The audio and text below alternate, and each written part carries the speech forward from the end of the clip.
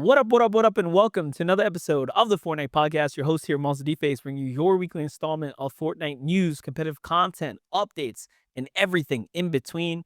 This week, we are back with another banger episode as we're jumping into the brand new season of Fortnite. And this is the one, if you listened to last week's episode, we have been hyping up because the devs have been pointing a big eye to this, even amidst all the controversy. So we are excited to kind of jump into new things that are dropping around these parts of the Fortnite town. And we hope you are ready to listen about our takes on what's coming to the game. But with that being said, I want to, of course, thank you guys for downloading this episode, checking out our weekly episodes as well, and of course, sharing with your friends. If you're a returning listener, welcome back. We, of course, are bringing this new upload schedule to y'all Thursday mornings. I think today we're recording a little earlier in the week. So again, when you catch an episode, it'll be roughly around the Thursdays. We thank you guys for, of course, checking this bad boy out. With that being said, I want to, of course, introduce my brother from another mother here, SBG. What's up, bro? What is going on, everybody? I have a wonderful random question of the day for you. So it's March Madness season. If you guys are European and don't know, March Madness is the college basketball bracket where basically all the best teams in the country play each other until there's one person left standing. So this week's question is if you could go to any college or university, we'll say the world, it doesn't even need to be in the US. And I mean, you can say what you want your degree to be, but it doesn't have to be. What would that be, Mr. Monster? And you guys can answer on Spotify as well if you want to join in. Okay, so you're saying that if I had the ability right now to choose a school and just magically snap my fingers and learn like an incredible amount of knowledge and absorb a degree all in one shot, what would I do? Or you can go somewhere and party or play sports there, like whatever you want to do. It doesn't have to be you're going to get a degree because that's not what all these kids are doing every now and. Yeah, I'll be honest. I don't know. I don't know if the frat life is for me. As a young, early 30s-year-old man, my brain can't even fathom what college life might even be like. So I'm at the point where part of me is like, dude, if I could just get a degree in some kind of law or I don't know, forensics. Like I remember studying that stuff in high school, and I was always fascinated by it. However, I never got to actually pursue it because, well, somehow your boy became a YouTuber. Yep, that's right. So life took me down a different route. But I would for sure go back and probably do those things. What about yourself? I went to the university that I wanted to go to, so NC State, baby. We lost yesterday. Well, 2 days ago. It was heartbreaking, but expected. So go Pack. Heck yeah. Well, if you're a listener, what are you studying in school? Are you planning on going to school, or are you just going to let AI do the thinking for you? I don't know. Times are different now. Let us know your thoughts down below. Well, if you're here for Fortnite, we, of course, thank you guys for taking this journey with us. We got a lot to talk about. You guys see from today's episode, it's a brand new Fortnite season. There is arguably a shift in the game's direction right now as they've introduced something completely different, kind of bringing back the narrative of the game and going with this big rivalries storyline as the theme of Fortnite. And I just got to say out the gate, I like when we get back to Fortnite being Fortnite with the lore. So I'm already kind of a fan of where we're starting this season at, where we end. I mean, only time will tell. However, things are looking pretty interesting right now as we have new drops introduced to the game, POIs kind of coming through, new mechanics getting added. As I saw somewhere online, SPG, that you can actually fish up golden chests for loot. So that's kind of a fun addition. But then, of course, we have the brand new loot pool. How about you take me through some of these new changes to look forward to? So the big ones are going to be the movement. We got a brand new shotgun we've never seen before, and then the rivalries. Obviously, there's map changes. I feel like those are the most fun to go explore yourself. So if you guys like want to go play, go check out the new map. There's several new POIs and changes to a significant portion of the map. Go explore yourself. But I will give you the lowdown on what this rivalries thing is if you have not played yet. If you've been working all day, you're on your way home from work, and you're just now listening, or you've been at school, you get to choose when you play your very first match of the season. Are you going to be on Team Ice King or Team Foundation? That cannot be changed. Once you make that decision, it's over.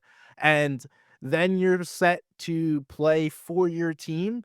once you're in game, it really doesn't matter. But then there's like this outside leaderboard where you can see the devs are posting how many players are choosing one team, how many eliminations are on this team, all that stuff. So they're clearly tracking this, and there's a leaderboard to go along with it that we'll get into. But in game, the rivalries, there's like a bounty system that you click accept on a bounty or someone targets you. You don't necessarily have to choose it yourself. Sometimes it just happens.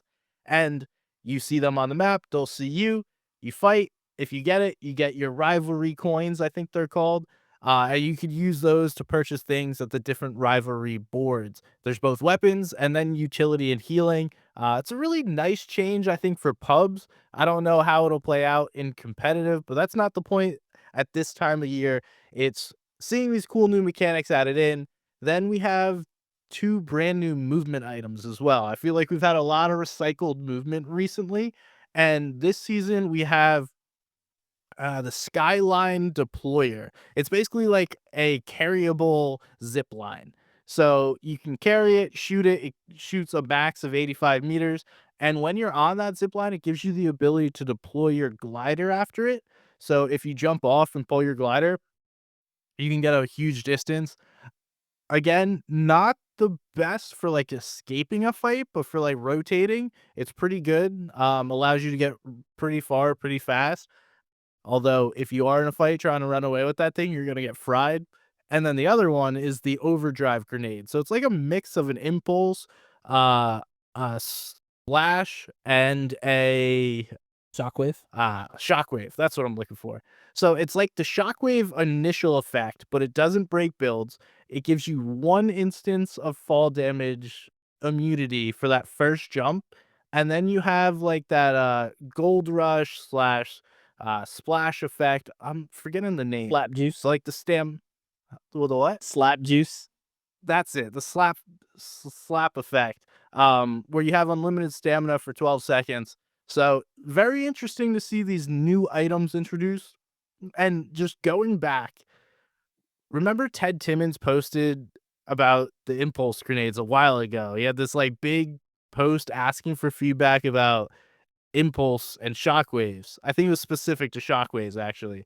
And we all discussed it. A bunch of people gave feedback, and now we have this new similar shockwave item. So it's like, okay, at least it seems like this dude's listening. I probably forgot something, didn't even talk about the weapons, but Monster, what are your first thoughts on this season when we got so much going on? Yeah, first off, I want to address the rivalries being in game. I think this is a very smart direction to take the game. As someone who loves World of Warcraft, and if you're a World of Warcraft player, you know allies versus horde definitely matters, right? Like what faction you choose. It's a cool way to kind of, I guess, involve yourself in the game's story. And I think if Fortnite kind of takes that to the next level, it could be really fun. I love that they put their own spin on it by like merging kind of the bounty board with the rivalry system. So it's almost like forcing you into the game, but giving you an objective within the objective, which is obviously win the battle royale. And they've continued to do that actually a lot, whether it's the little hidden puzzles you have to solve to find, rare gear like on the maps. I think that's always a wonderful addition to add those secrets to the game. Or like in this instance where you get to kind of have this bounty almost pop up and drive you in that direction to go take that fight. We haven't even gotten to the rewards though. Like this might sound like a little cheesy and like, oh, whatever, like cool, something else to do in the game. However, if you're a real sweaty player and you're good at the game and you probably win a lot of these engagements, I don't know how often these bounties are going to trigger in a game. If maybe it's one game, you can earn up to one to, I don't know, maybe 3 points. Who knows? I don't really know. I haven't got to You experience it can yet. you can get them pretty much the entirety of the game if you're Periodically. fast enough. Yeah. So No, like whenever. You can go like one, get a kill, get the next one. Get a kill, get the next one. even better because they have a leaderboard SBG and their rewards, I mean, guys, I gotta say, are pretty incredible. As someone who is a avid gamer, tech fanatic myself, when I see graphics cards up as a prize or PCs, my eyes are already looking like, wait a second, can I get in on that? In this instance, probably not, because it top 5 weekly leaderboards are going to be rewarded for a graphics card. but there's also plenty of other prizes, which I think they're doing a fantastic job of kind of shaping up right now. Whether it be in-game cosmetics, which is always great for people to earn for free, or continuing to partner, I guess, with PlayStation and give away more consoles. Overall, though, I feel like this is a net positive for kicking off the new season, and things do seem to be really interesting. My question for you, SBG, is Ted Timmons, just talking about him, was hyping up this season a lot. Do you think that we've seen everything this season has to offer, or is this just the beginning? Do you think he's kind of teasing that, hey, the reason we feel really big about the season is because this rivalry thing, you guys basically have no idea of what that's going to evolve into?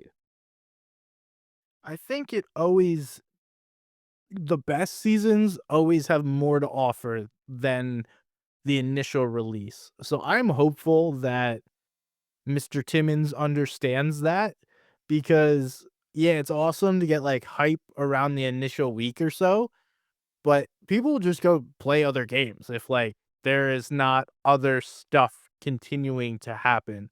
Um I would say so far so good. I like the gameplay. I know somebody else in the Discord disagreed with me. They thought it was a little bland as far as the movement, but overall, I think it's a good start to a season. It's fairly balanced. There's a little bit of chaos, which you kind of always want in a new season, and they've added extra layers on top of it. So there's rivalries, the leaderboard. By the way, if you guys want, you can get free stuff by just registering at showdown.com or showdown.fortnite.com. That's showdown.fortnite.com.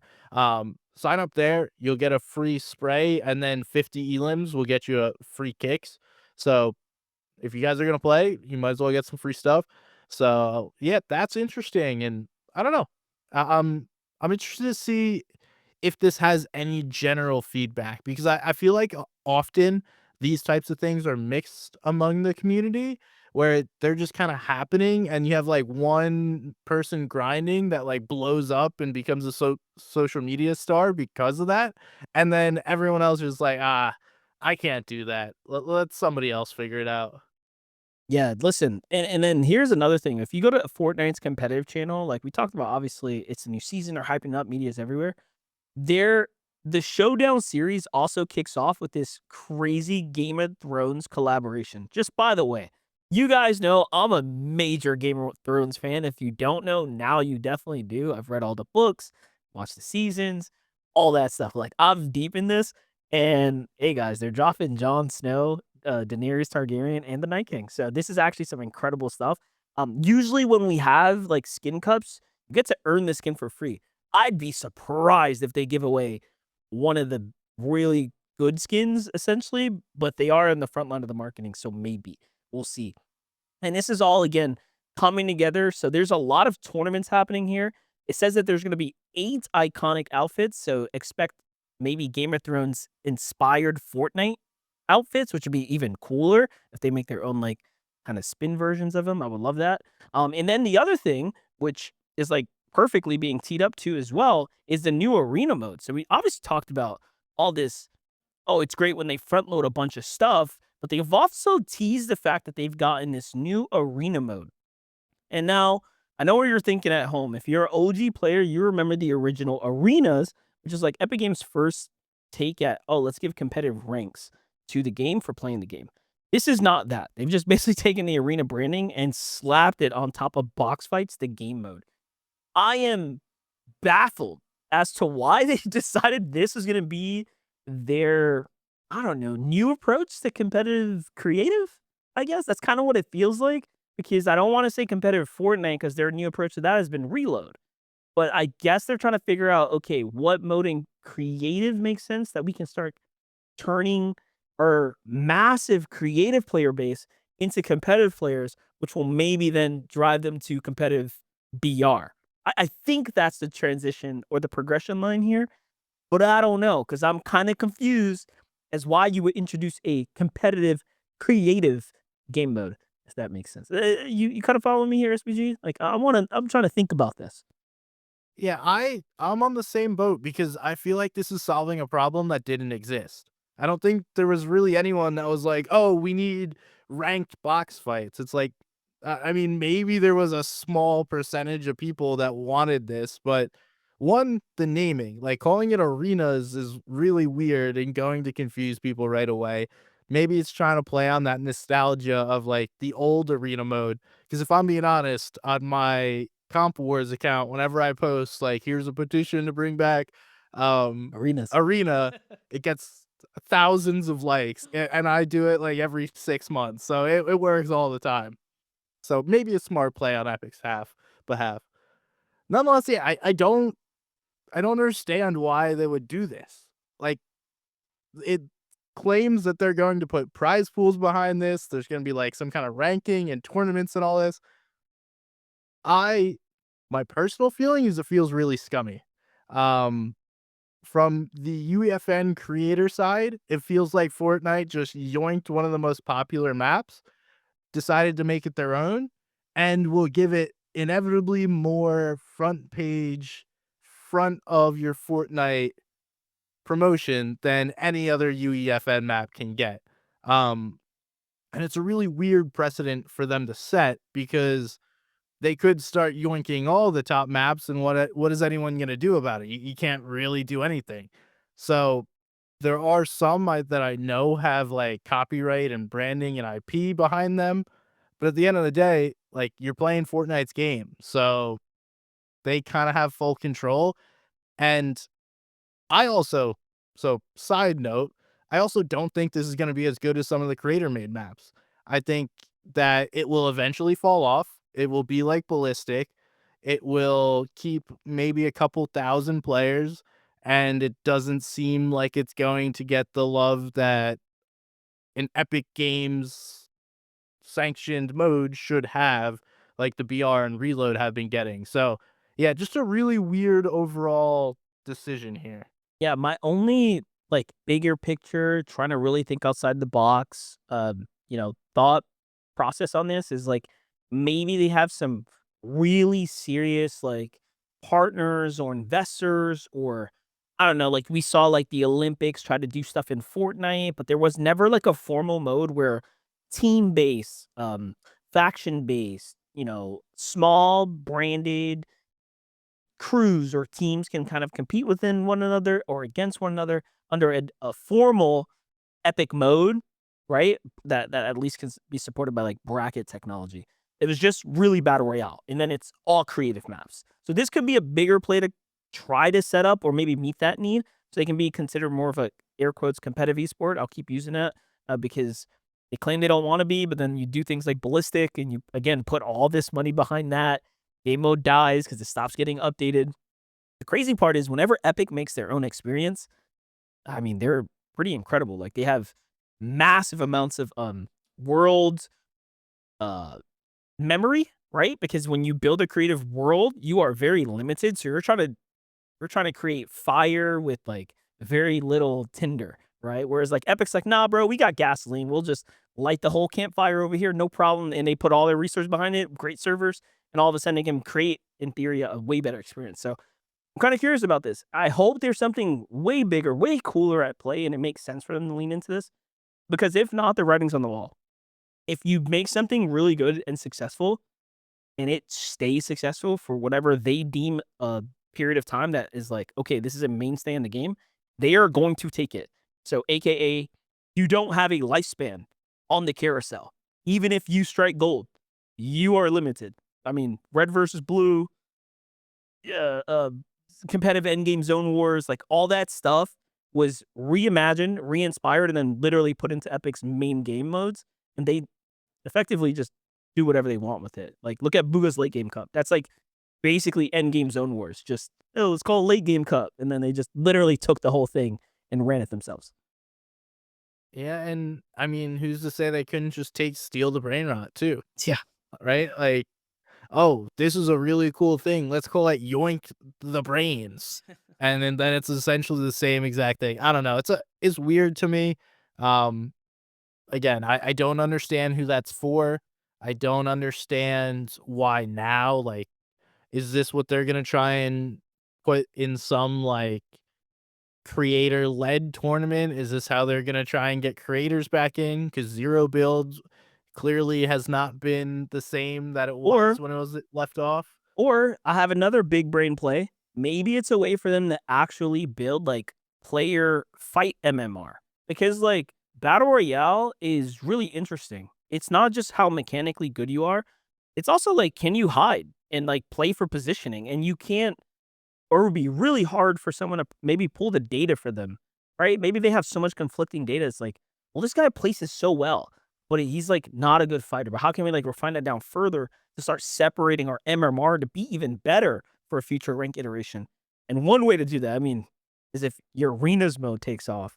That is just point blank period. Who's good at fighting and who isn't, right? There's no waiting. So it could be a bigger brain play here that maybe this is all just a way for them to get a lot of data on, matchmaking to improve that. Who knows? I got nothing. Or are we giving them too much credit, guys? One or the other. You let us know down in the comment section. What do you think about arenas? What do you think about the new season that's coming out here? Because a lot of things are changing. And also, I know this is a new update heavy episode, guys. If you love update Fortnite, we got you covered. We got FNCS prize pool changes as well, SPG. Take me through some of that. So it caused some controversy. First of all, it looks like the prize pools are down a little bit. Everything besides EU has been slightly decreased. Shout out to Resub for comparing it. So he says smaller regions on the top end have been nerfed. EU's basically the same per player, and NAC is slightly less. Um, but I would have to imagine my thinking is that we have another LAN this year. We also have the mobile LAN.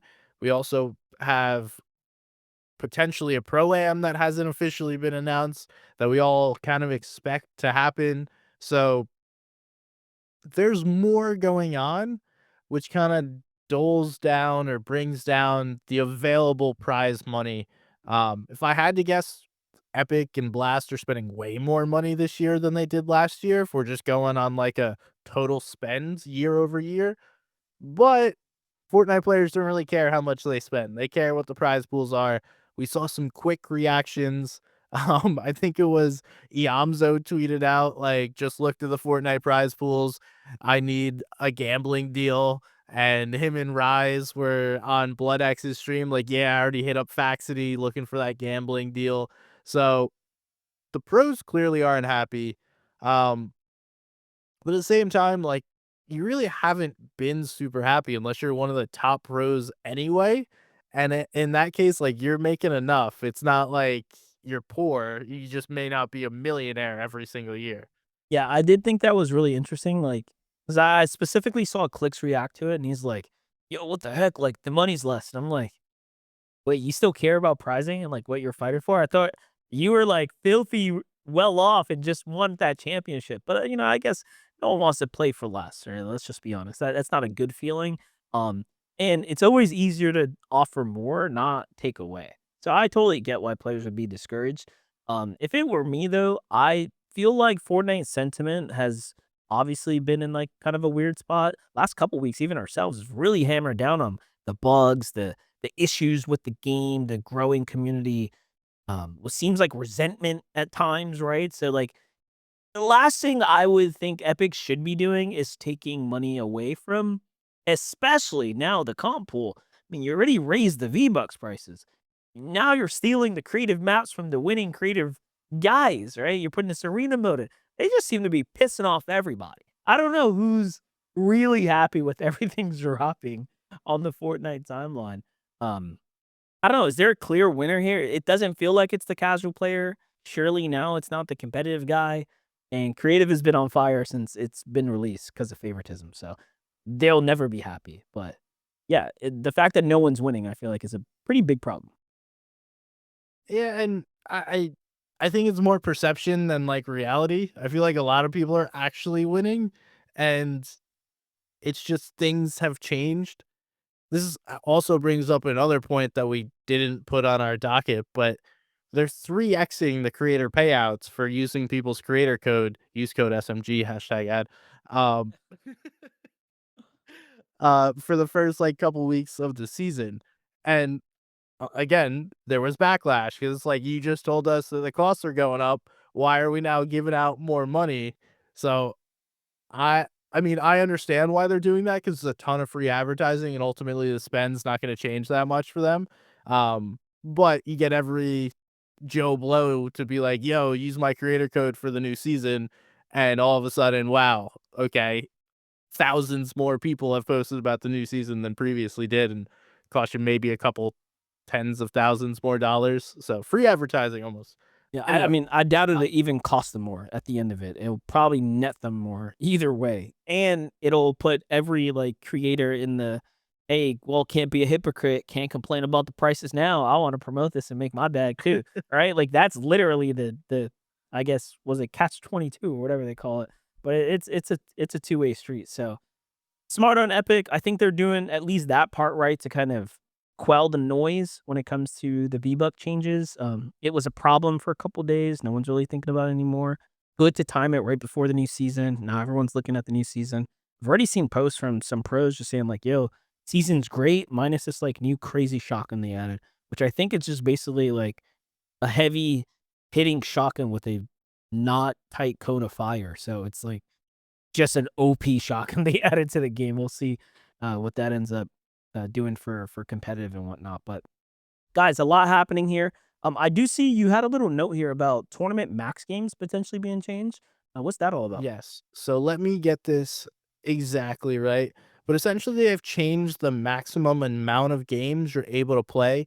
So in Chapter 7, Season 2, players will be able to play a maximum of 11 games in 3-hour tournaments and 8 games in 2-hour tournaments. So adding one extra game per tournament window, I guess.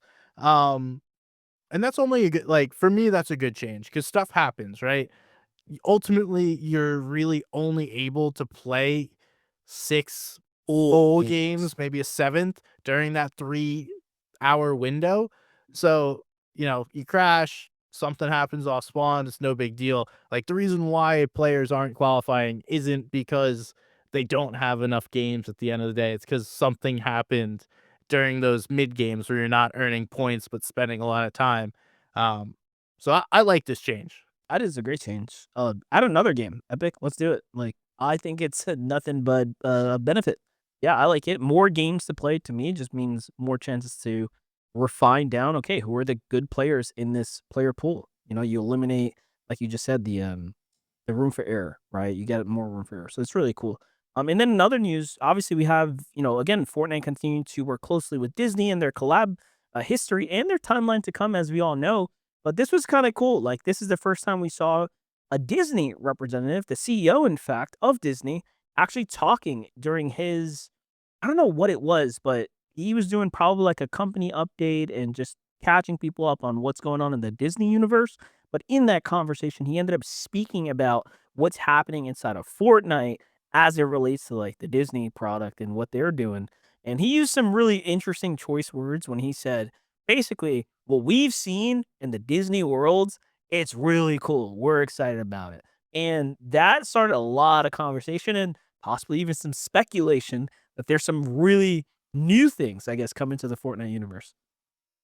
So we've had slow drips from the Disney people, Disney leadership as to like what's happening. We've had like potential live viewing events, whether it be an ESPN game or a live movie premiere. Now we have the CEO talking about their groundbreaking digital universe and the worlds that they're building. So clearly, it's going to be some sort of experience.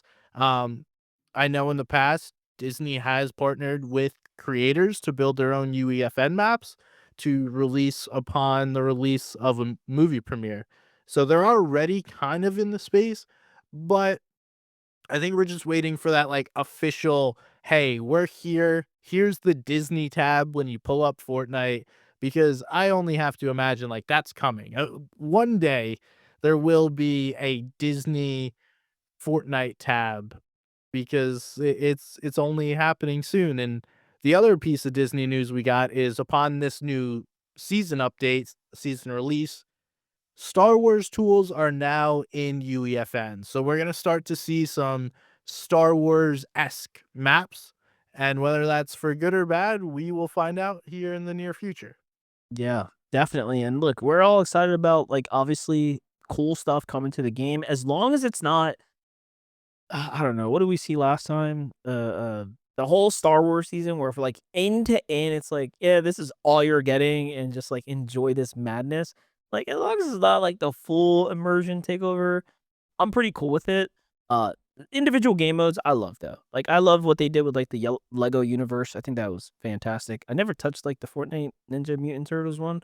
I don't know. Could be good, probably not. However, haven't seen anyone complain about it, so I guess that's a good thing. Seems to be working for what it's worth. Yeah, make it individual experiences, and I'd be pretty happy. But some people like Stark Season. I don't know. Maybe there is magic in there, but probably harder to capture than it is to maybe replicate in the future. So we'll see. Well, other quick news here as far as like general Fortnite additions. Fortnite does return back to Google Play after 6 years. Fortnite just seems to be winning right now when it comes back to getting back into the market. We see all this promotional material coming behind the mobile creator series.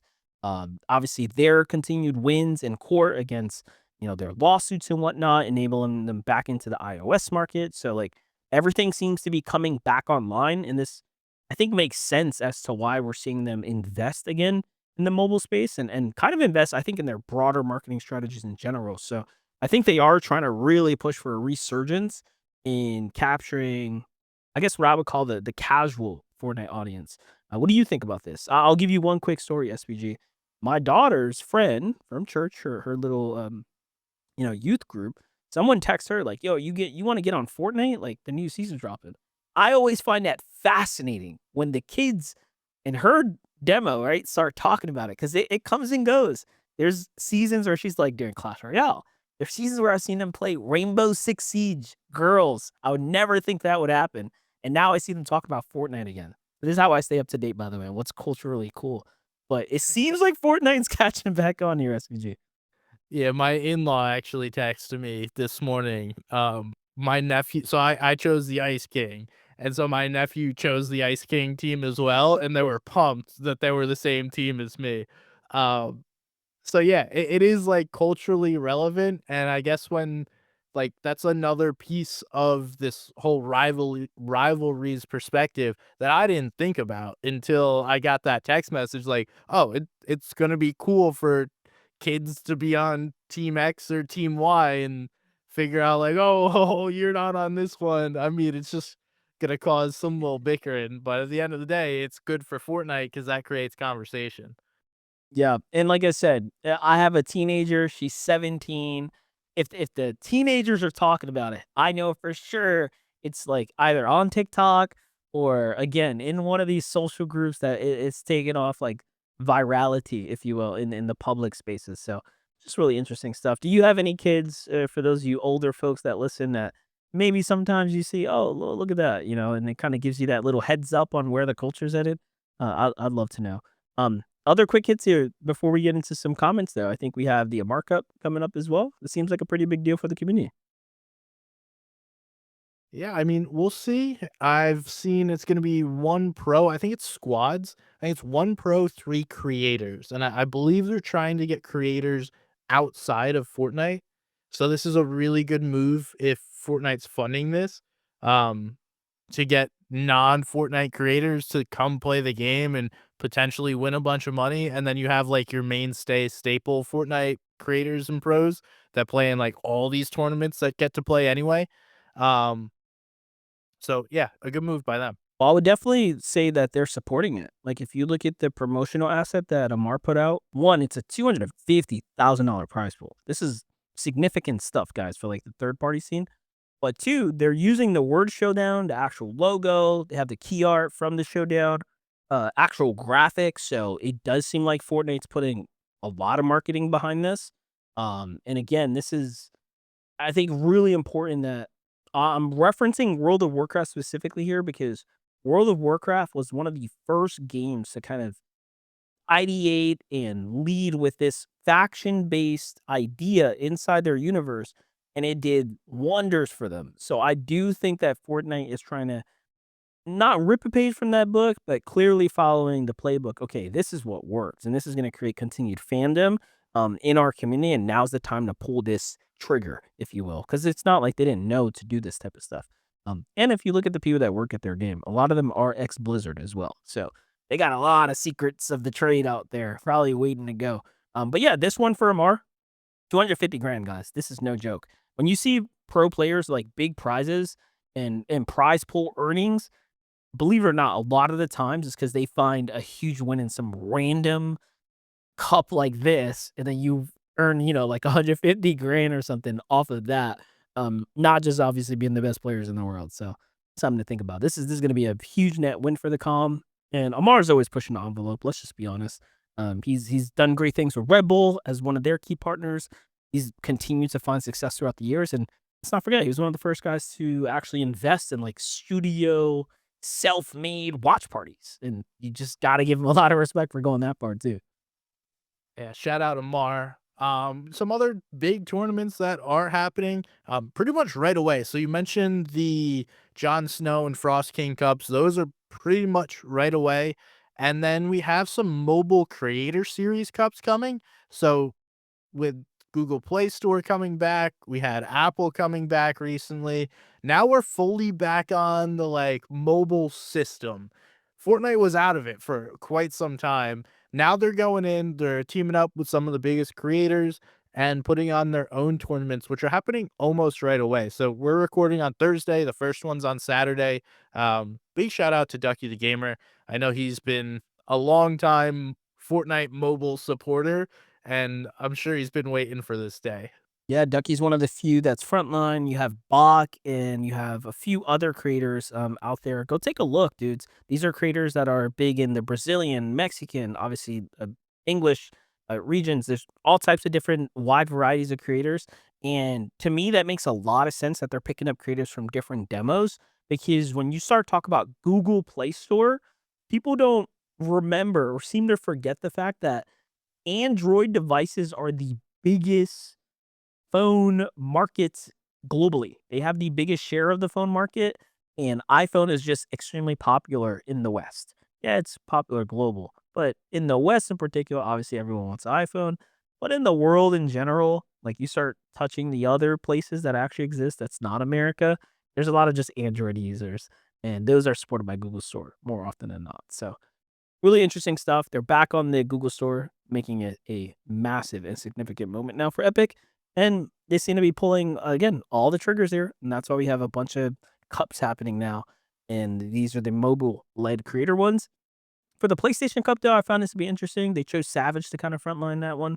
No clue why they chose Savage, but shout out to Savage. Hopefully he gets some kind of bag to promo that stuff.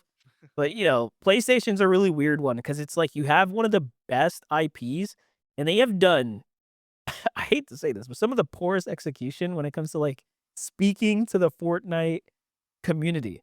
I don't know how. Like, in I don't know. I guess I can go into yeah, I was gonna say I can kind of go down a rabbit hole and a rant as to like the lack of awareness. What feels like sometimes some of these big publishers have. And yeah, they've done a poor job. Put it like that. But anyways, cool rewards. Savage is on the front line. Shout out to him. And I think that's all we got as far as like general game news happening. We did have a lot of comments on the last episode, so for anyone that is looking to obviously interact with us, we have our Spotify section where you can do that, or you can jump, of course, inside of our discord.gg/podcast, leave a comment in there, or go to the news section where we actually reference all the content that we talk about here on the podcast. SPG, you want to roll it up? Been out Dun, down, dun, dun, dun. down, Let's down. go. So this is where we read the comments from you guys. So whether it be answering my stupid question that I posed to you at the beginning of the podcast, or you guys are like, yo, this was in the game. Why didn't you guys talk about it? First of all, sorry, it happens all the time. We try our best. Anyway, let us know what you want us to talk about. Could be Fortnite, could not be, could be content, anything. We're happy to answer. Can't get to all of them. We had a not record breaking because we've been here, but it's been a while since we broke the 20s for comments. So let's go And shoot with this one. We got Ryan ST. Hey guys, just had an idea. So in Rocket League, they have wraps and goal explosions that are the RLCS teams. What if Fortnite did that on a back bling or something for esports teams? What do you think of that, Monster?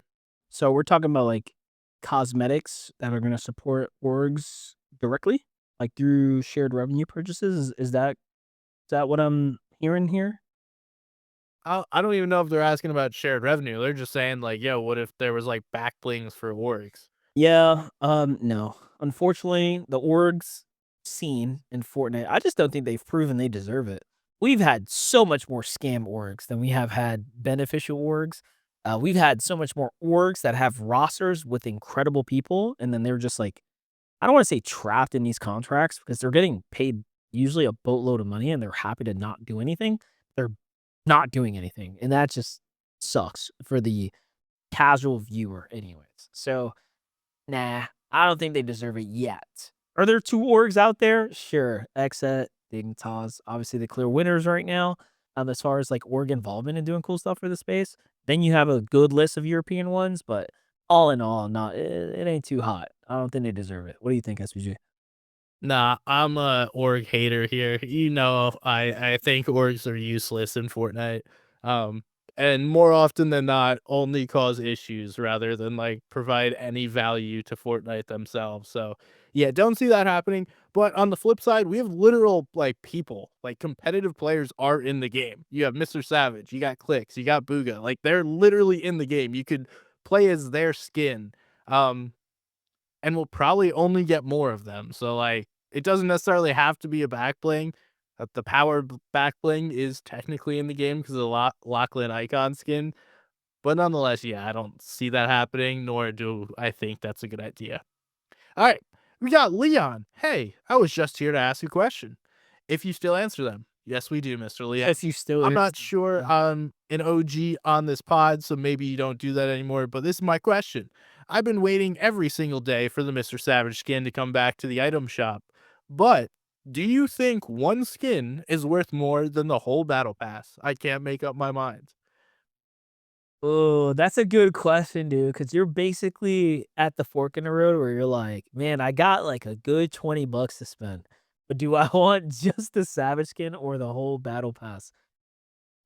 Savage, I love you, bro, but let's just be honest, the value is in the battle pass. You're gonna get more stuff back, way more dope skins, and battle pass skins are exclusive for the season and they don't return. Not that I've seen at least, unless they resold the Red Knight skin. I don't really remember actually. No, it was the Black Knight that year. Anyways, yeah, they're exclusive for the season, so you'll get another chance to buy Savage skin, I guess is what I'm saying. What do you think, SPG? Yeah, I take the battle pass. Yeah. Like definitely because I think it's like 8 plus skins, 30 styles. And if you're not stupid like me, you don't like buy the entire 100 levels right away. Um, but needless to say, there's a lot more to grind for. It like allows you something to play for and different objectives and stuff. So I think I would get more value out of that. I'm also someone that wears like the same skin for like a year, and then I'm like, oh, I've been wearing the same skin for a year. Maybe switch it up. So yeah, I'm on Team Battle Pass here. Heck yeah. All right, let's go up. We got Keezy. This is an interesting one. How long until you think the next generations of Fortnite pros uprises? So I think they're asking like when do we see the next generation come up? I think this is a gradual thing, man. You don't like see like oh, next year's a new year. Here's a whole new slew of generation just come in. I'm not sure if there's any traditional sport that even does that either, but SPG can answer that. But yeah, as far as Fortnite, it's gradual. Every year veterans will retire, leaving space for new players to inevitably fill the gaps. Like someone is finishing top 3 in FNCS. And if you're on the central or east region, whatever is the mainstay, in Europe, you are going to get a lot of attention, notoriety, respect, even if you're like bar for bar, not better than the legends that you're replacing.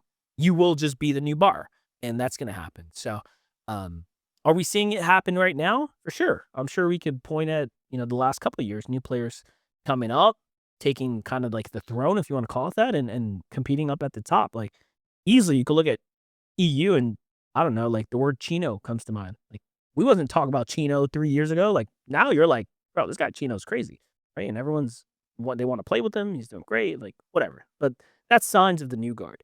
On NA, I don't know, names that are coming up right now a lot are like Kingling, for example, Jargu. Like no one was talking about these guys, but now they're signed to Gen G. They're in the conversation. Curve, Curly, again, kind of in the conversation, right? It shows you that hey, maybe the new guard is right around the corner. It only takes a couple more people to retire, and then yeah, new people fill that spot.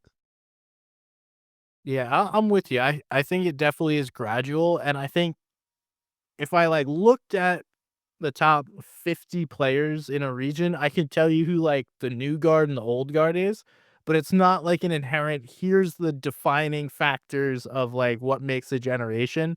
I think within traditional sports, here's my go-to, you have like draft classes, right? So you have like players coming in every year that are in a set period of time. So it can clearly be defined of like, oh, here's the Mahomes, the Joe Burrow, Lamar Jackson, uh, Josh Allen, all those guys kind of came in together, and that's like the older generation. And then you have like the Caleb Williams, uh, I'm forgetting Jackson Dart, maybe we'll see, but those are like the next generation. So it's easier when it's a clearly defined like year time. But in Fortnite, it kind of happens. You're like, oh yeah, this guy was the next up. With that being said, that doesn't mean that Fortnite or a league couldn't take that format style and apply it. Like if I'll just use practice server for example. If we dropped the amateur league and whatever, we made 100 people qualify, but then we trapped it in that like that bracket, right? And we made them compete with each other. Then the following year, we opened up like a draft or another tournament to open up 10 more new players to enter in and kick out 10 old players. That is how you start building like, oh, okay, look, there's a new era of dominant players that remain in the ecosystem and old players exiting or bad players exiting, essentially. That's what you see in sports. But in Fortnite, it's open world, right? Like everyone's playing at all times. When you're good, you're at the top, you're being talked about. And when you're not, you gotta grind for recognition. Yeah, I think that was an interesting one. I've never really thought about like when does the next generation come up, Mhm. and it just kind of happens. So we got a bunch more. I can't get to everyone. Gonna give a few shouts. LuTube, Garrett Cutter, Liam R. Hicks, Cod. Thank you guys for commenting. I know there was a bunch more. We can't get to them all every single week. But go ahead, comment on Spotify on this episode if we missed your question or you have some new questions. That's right. Well, guys, listen, we thank you guys for, of course, supporting us, checking in with us. For the guy that said they haven't, listened in a while, I was just literally talking to SPG like, yo, we got a good returning wave of OGs coming back. I kind of see the numbers upticking. So welcome back, guys. We thank you guys for, of course, interacting with us and now even leaving comments on the new Spotify stuff. Thank you guys for that as well. With that being said, though, SPG, anything you want to shout out before we get up out of here? Where can the folks find you? You can't. Not gonna be found. I'm gonna be taking you out. Team Ice King, let's go. It's time to win myself a 5080 or 5090, whatever it was. Sick graphic card out there, guys. Good luck if you are competing. As always, you can send all your complaints to me at the Fortnite podcast at gmail.com or at MonsterDface across any of the social handles. We thank you guys for downloading this episode, and until next time, don't forget to dance out those kills and boast in those victorias. Peace, y'all.